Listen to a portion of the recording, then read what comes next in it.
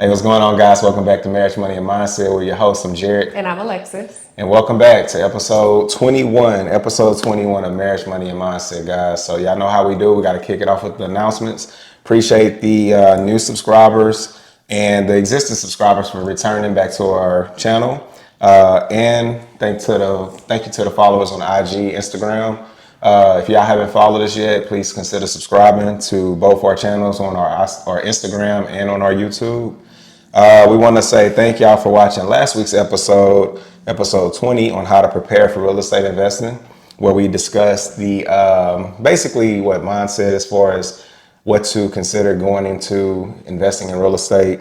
Right. So this whole month, by the way, guys, in case this your first time seeing this episode or this series, we're doing a series for real estate investing this entire month of January. It's going to be a 5-part series. So right now we're on part 3 of the series for real estate investing, right? Right. Okay, and today's episode is actually going to be about calculating cash flow, okay?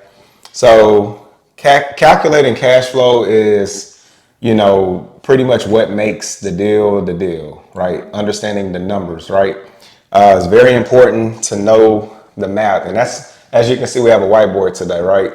Now, I will say this. So this video potentially may be a little bit lengthy, guys, but if you stick with us, I guarantee you're going to find a lot of value in this video, right? Because we're going to do a deep dive today and explaining actually one of our deals, our very first deal, right, that we did together.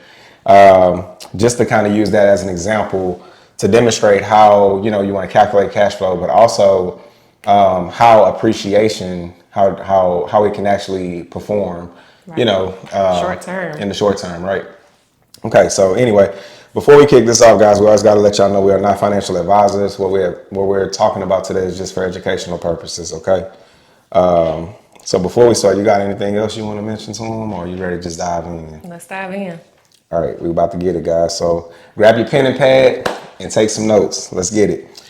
Okay, so the first thing we want to do before we get on the whiteboard, we want to define a few terms. So 3 terms that we're going to define for y'all today is going to be cash flow, rate of return, and NOI, which is the acronym for net operating income. Okay, so you need to understand what these 3 terms represent when we're talking about calculating cash flow, right?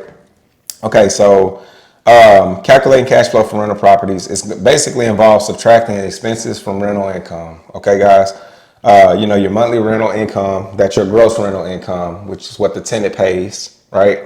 You're going to subtract out your property taxes, insurance, and then of course your maintenance, and potentially if you have a mortgage, whether you have a mortgage or not, that also will be subtracted. And then of course the bottom line, the result is your cash flow, right?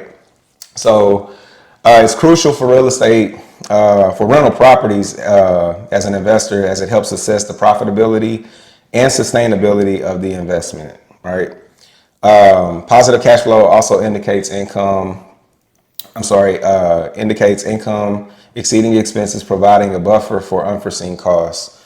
So, when there's unexpected expenses, the cash flow can, help weather that storm. We discussed that before on a previous episode, mm-hmm. Right?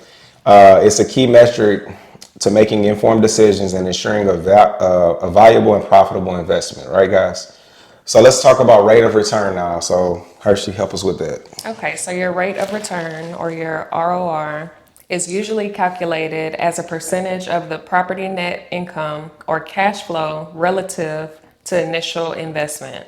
So it provides a measure of profitability. It's a formula, or the formula is your net income divided by your initial investment.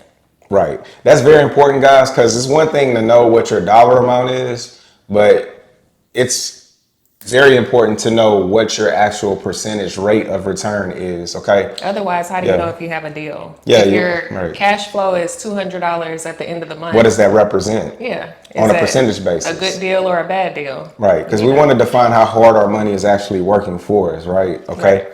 Right. So that's rate of return. So basically it's the money invested, what you generate off of it, which is, typically what your down payment is, that's your money invested. We're going to go into it here in a second, guys, okay? So we got one more thing to define before we get on the whiteboard, which is net operating income, okay? So net operating income, or NOI, is a measure used in real estate to evaluate the profitability of an investment. Income generating property is calculated by subtracting the operating expenses from the gross rental income. NOI provides a snapshot of the property's potential profitability before accounting for finances, for financing and income taxes. So to sum that up, guys, basically, before you consider financing a property, your gross rental income minus your expenses, which are your taxes and your insurance, because that's going to always be an expense that you have, right? Right. And then, of course, property management fees. That next number is typically going to be your net operating income, because you don't have to do the financing. You can 100%, you can pay 100% for your property if you wanted to, right? Mm-hmm. So that's something you don't have to do. Okay.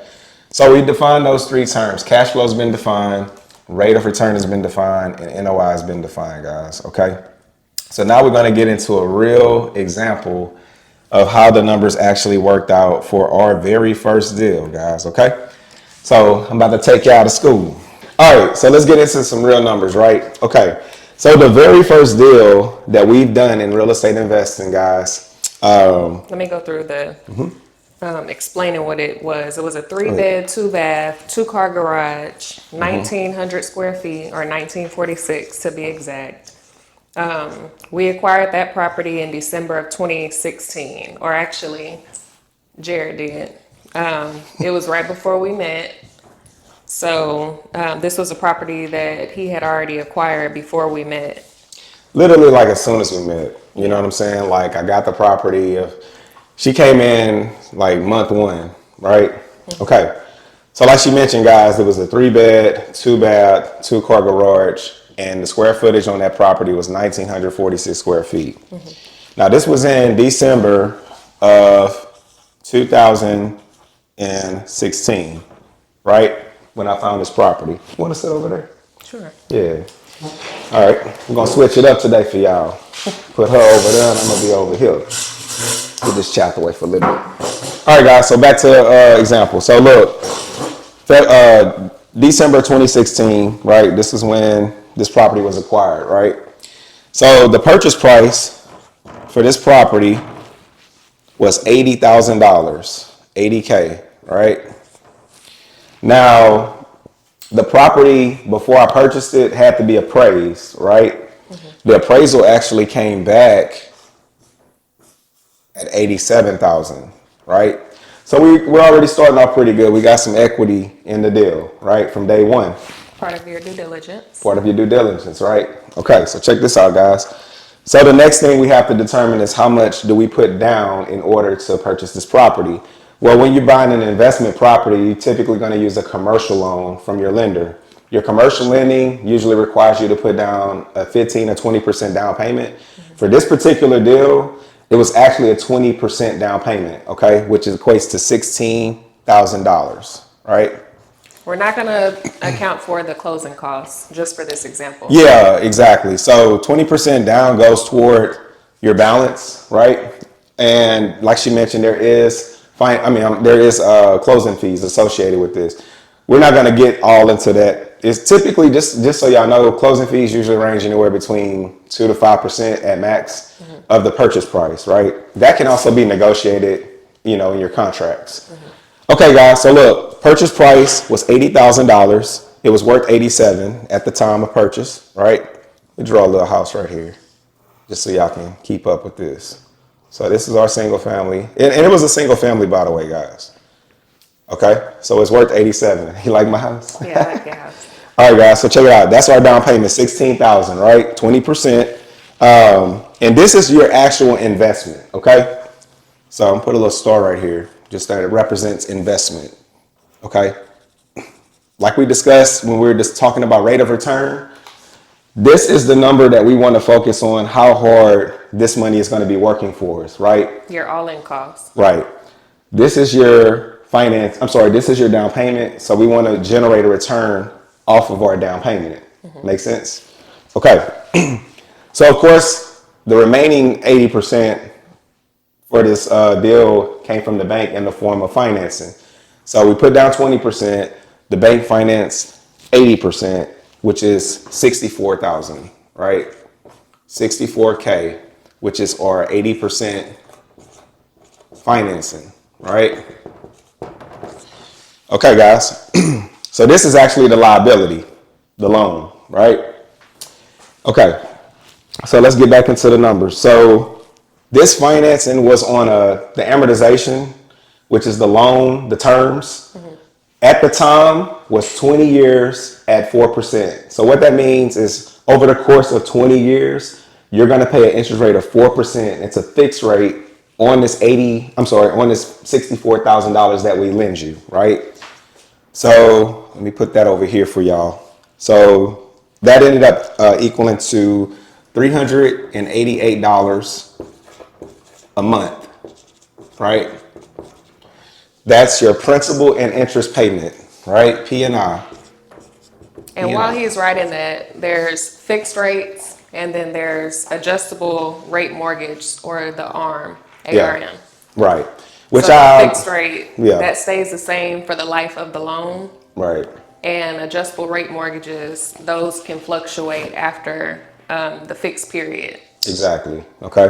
All right. So now we got our financing figured out, right? So of course, this property, before we purchased it, we did do our due diligence on what the property taxes were, and we also got with our insurance provider and asked what insurance was actually going to be needed for this property. It was not in a flood zone, so it just literally just needed the windstorm and liability, right?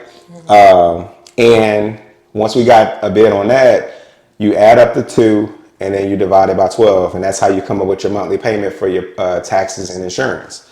So the taxes and insurance on this property at the time for the annual taxes and insurance for this property was $4,020 a year.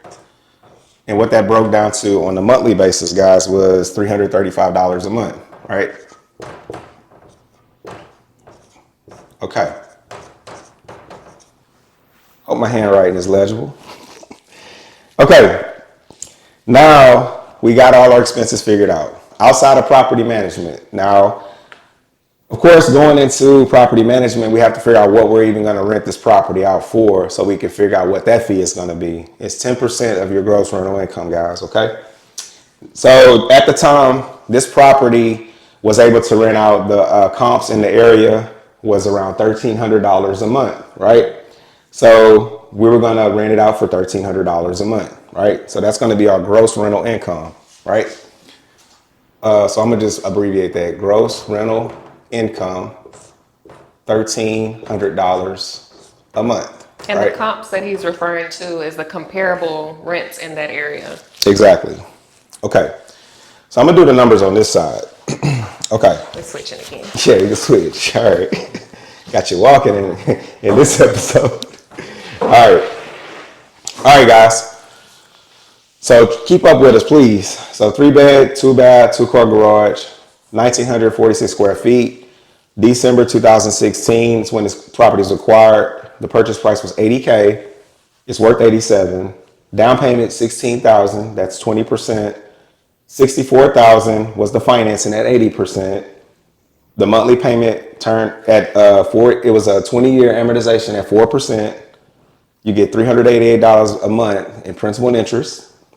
Taxes and insurance, $4,020 a year, $335 a month. Gross rental income, $1,300 a month, right? And then let's pause really quick. Go ahead. So the purchase price was $80,000 whenever it was listed, but since it appraised at $87,000, there was already built-in equity. Yeah, right. We touched on that. Yeah. Okay. Just point All it right. out, highlight it. Okay, guys. All right. So the next thing we want to determine is our cash flow, right? So we wanted to figure out what our potential cash flow is going to be and how hard our money or investment right here is going to actually be working. Okay. So let's work the math out over here. So we got $1,300 a month of gross rental income. That's our income, guys, right? Okay. And by the way, this property didn't take but like 2 weeks to get rented when we bought it. So it was literally like after closing, 2 weeks of marketing, rented. $1,300 in income a month. Okay. So of course we use a property manager, which is 10% of the gross rental income. So that's $130, right? Property manager, 10% of the gross rental income. Okay. And we're subtracting this, by the way. Okay. And now let's look at our taxes and insurance, right? Remember we calculated that at $335 a month, taxes and insurance, right? Okay. Now, you laughing at my handwriting, girl? Go ahead. All right. So remember we touched on NOI, guys. So if you take $1,300, subtract $130 from your property management fee and subtract $335 for your taxes and insurance, you're going to have $835 of NOI, net operating income. This is saying if you went 100% no financing, then this would be what you would net, okay? But since we have financing on this deal, we have to subtract our financing, right? Because you don't have to do that. You have to pay taxes and insurance. Right. And if you use a property manager, you have to pay them a fee, okay? But since we have financing, we have to pay that. Okay, so let's subtract it out. So our financing was $388, right? This is going to be our principal and interest, right? That's our financing. So when you subtract that out, guys, now we have a net operating, cash flow, a positive cash flow of $447 a month, right? So that's how you calculate cash flow. It's that simple, guys. Rent income, property management fee, taxes and insurance, NOI, principal and interest, cash flow. Right. Okay, so we're making $447 a month in income. Cool, that's net income. But we still need to figure out how hard this $16,000 that we invested is actually working. Right. So we discussed rate of return at the beginning of this video. The way you calculate rate of return is you take your annual net income, which will be this number multiplied by 12, because there's 12 months in a year, and divide it by your all-in cost of $16,000, right? So on this property, your annual would be $53.64, right? $5,364 a year, right? That's annual. And you divide it by the 16,000, which is our initial investment. And that's going to equal 33% cash on cash return. Now guys, listen, let me tell y'all something real quick before we continue. Where I got this money from, okay, I'm going to tell y'all where you can get it from and where we got it from, okay? So where you can get your down payment from, obviously you can save it, right? You can, earn the income yourself, right? Right. Or what I did, at the time I actually owned my primary residence and I had equity in my primary residence. So I actually pulled equity out of my primary residence, the $16K, and that's how I purchased this property to generate a 33% return. Now the $16K in my primary residence was not earning me 33% a year, I can guarantee you.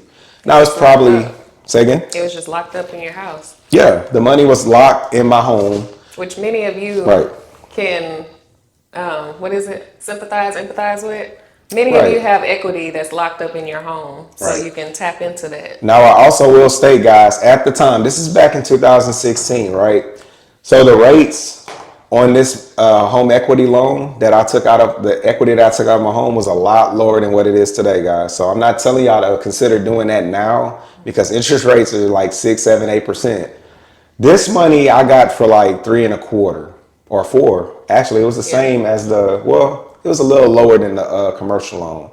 Because again, the commercial loan, remember we said the principal and interest payments or the interest on this loan, it was 4%, right? For 20 years.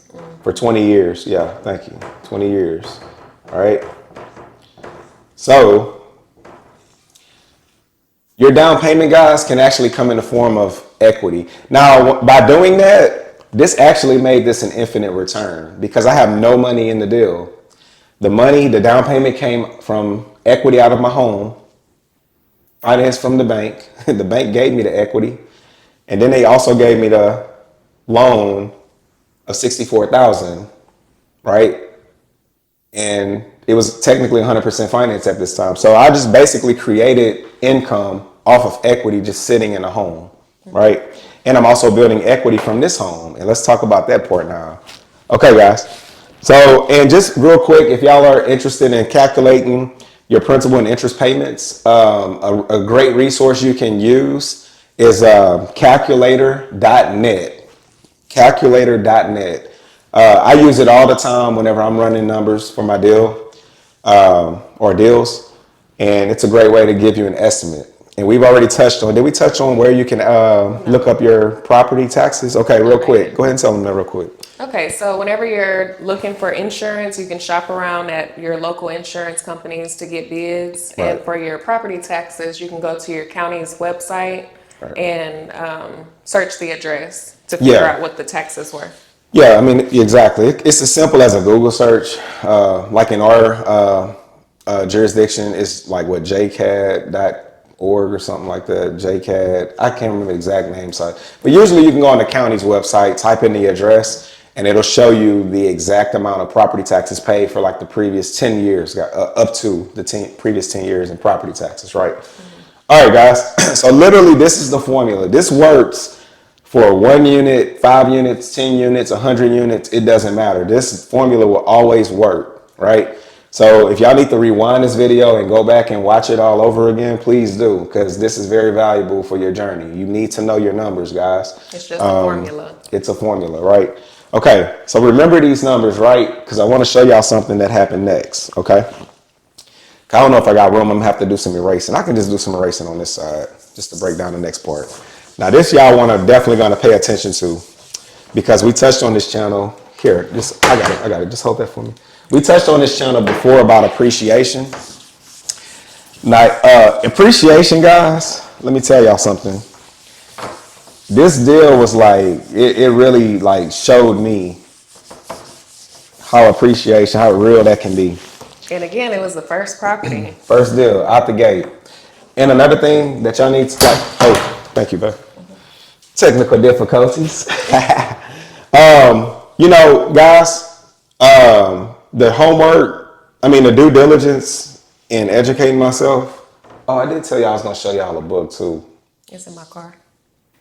Well, maybe next time, guys. She has it in her car. I was gonna show them the Millionaire Real Estate Investor by Gary Keller. The Millionaire Real Estate Investor by Gary Keller was a book that I read before and during when I purchased this deal. I feel like that's really why this deal worked out as great as it did for me, right?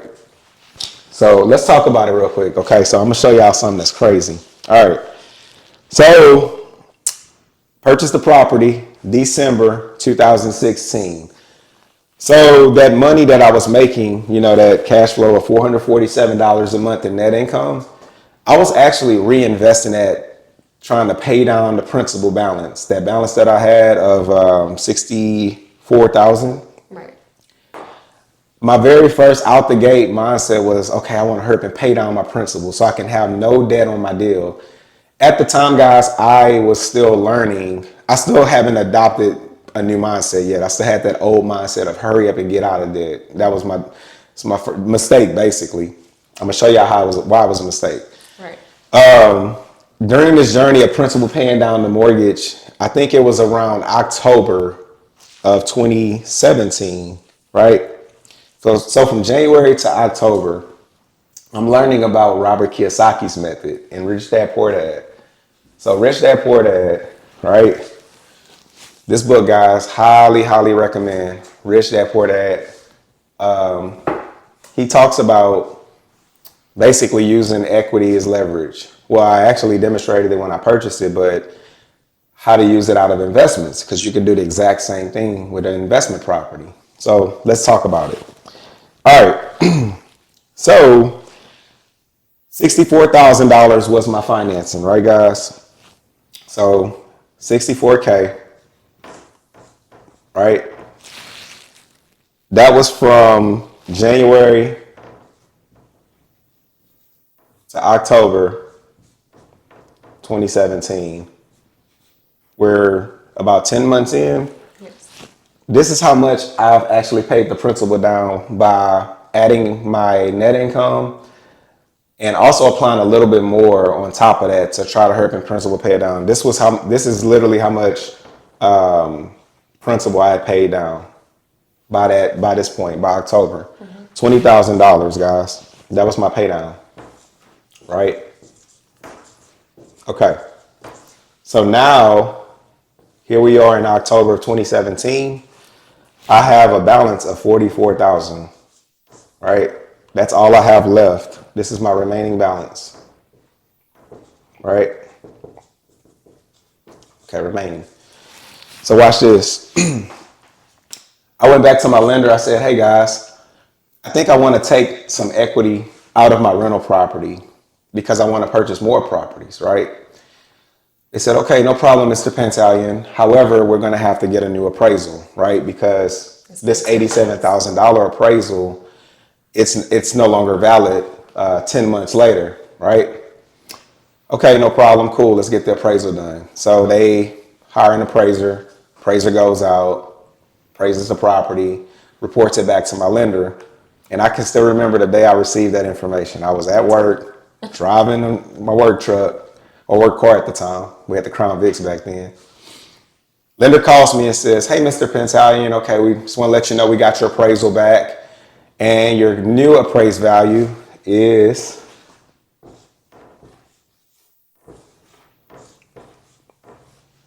$156,000.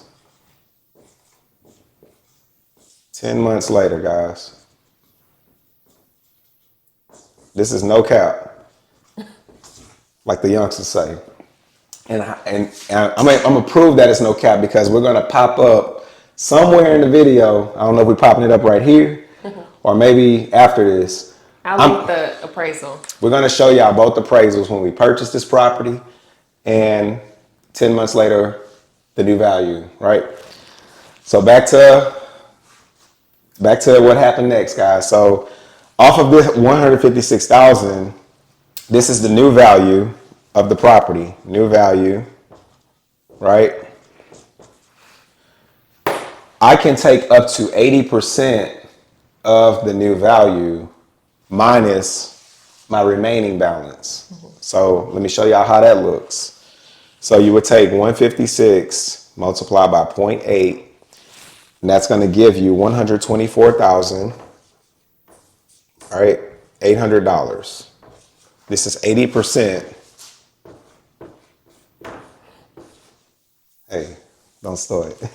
This is 80% of the new value, but I have a balance on it, 44K. So you have to pay off that old loan. They're going to pay off this old loan. This is going to be my new loan. This is the remaining balance by my first loan, because remember the first loan was amortized at $64,000. Now they're going to give me a new loan. Same terms, by the way, 20 years at 4% for 124.8, but we pay off the old loan. So watch this. This is how much, the number that I put underneath this is going to show you how much they gave me a check for. So once we pay off the old loan, guys, of 44K, old loan,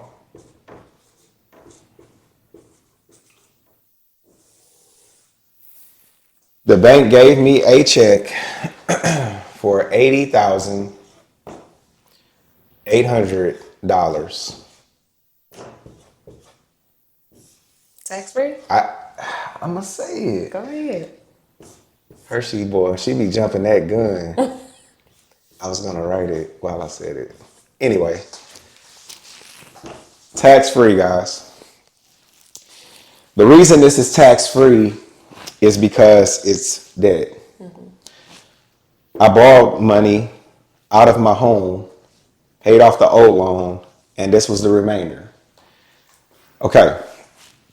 So now what do I do with this $80,800? I can do whatever I want with it, right? I can take a crazy vacation, buy that new car I've always wanted. I could renovate my primary residence, whatever I desire. The bank doesn't care. All they care about is getting this $124,800 back. But what me and Hershey did, she witnessed all this, by the way. She was with me at this time. We took this $80,800, and this is what we did, guys.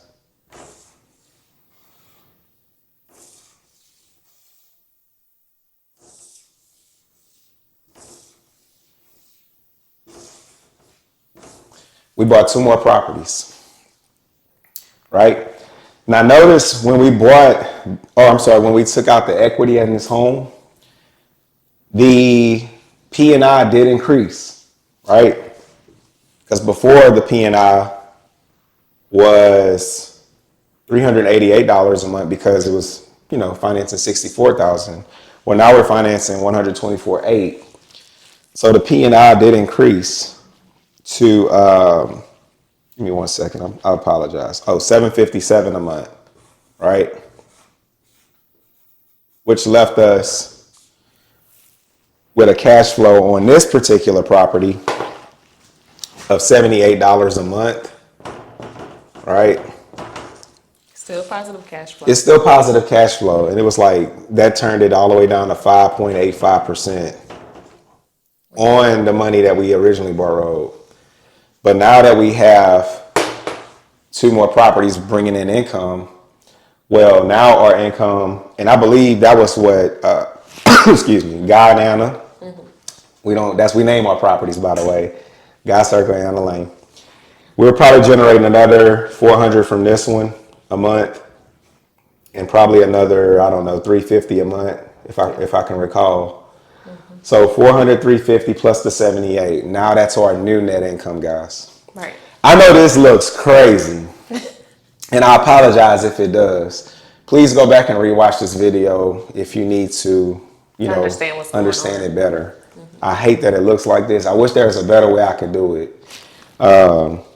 Some things I want to emphasize on real quick, guys.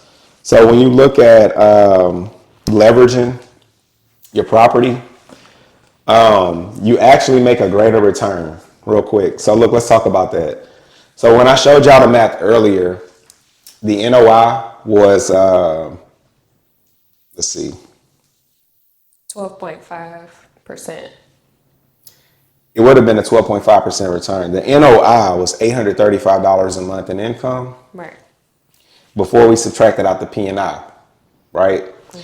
So if you take that 835 and multiply by 12, you get $10,020 a year. But if you divide that by 100%, which was 80K, you're not going to divide it by 16. You're going to divide it by 80K because you're going to pay 100%. Right. Your return is actually 12.5%. So why not, if you have 80 grand to purchase the deal 100%, why not buy 2 or 3 deals and have multiple cash flow versus putting it all in one property and be either 100% occupied, 100% vacant, and make a 12% return versus a 33% return. Right. So it only makes sense to leverage, guys. That's one thing I wanted to emphasize on real quick. Anything else you want to touch on this deal before we continue with the video? I know we talked about good debt versus bad debt in another video that we did, and this just goes to show the good debt. So using leverage, that's good debt. Exactly. When the money's cheap too, guys, like, right now, this wouldn't work at all. This wouldn't in the work. current market. Yeah, this market right now, you're going to be paying 7.5%, 8% for loans, and it's hard to cash flow a deal when you're paying that premium. You know what I'm saying? So literally, this one deal gave birth to these 2, and then also gave birth in turn because think about it, It's just a snowball effect. It's just a snowball, guys. Like now you have equity being built in not just 1 but 3 units now. Right. You've increased your net worth, you've increased your income, right? And every 5 to 6 years or so, I mean, depending on how it appreciates, but just the pay down from your tenants, you can capture that equity and work it in another deal, right? So again, debt is not good or bad. It's how you use it. Right. Okay. So we can sum it up with that. It's not good or bad. It's how you use it. Okay. Right. So again, guys, man, I hope this worked out. I hope it looks good. I hope it's legible enough for y'all to read. Man, I know I write chicken scratch. I apologize. Hey, I'm a guy. You know how it is. Oop, What? I understand it though. Yeah, women, y'all handwriting. Yeah, I probably should have got her to write this. You know what I'm saying? But anyway. All right. So check it out, guys.